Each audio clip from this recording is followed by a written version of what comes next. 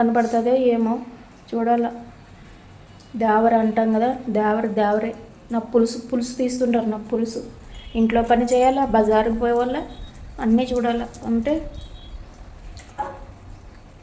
Okay bye. మరి నన్ను ఎందుకు ఇంతలా బాధపడుతూ చెప్తున్నాను అంటే, అప్పుడు నా సిచ్యువేషన్ అలాగుందండి.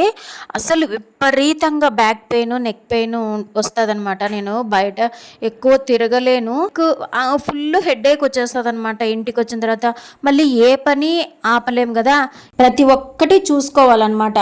అదే చెప్తున్నాను, ఒక ఏజ్ అనేది ఉన్నప్పుడు ఇవన్నీ కనిపించవు. మన ఇమ్యూనిటీ పవర్, జీర్ణశక్తి, డైజెస్టివ్ సిస్టమ్ కూడా అంత నేను ప్రాబ్లం పడిపోతున్నాను అనేమి మనకి ఏం సిమ్టమ్స్ ఇవ్వదు.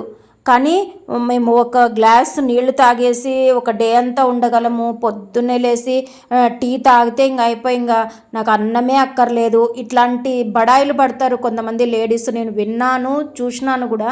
అలా నెగ్లెక్ట్ చేయొద్దండి. ఏది పోయినా తెచ్చుకోవచ్చు, కానీ ఆరోగ్యం పోతే తిరిగి తెచ్చుకోలేం.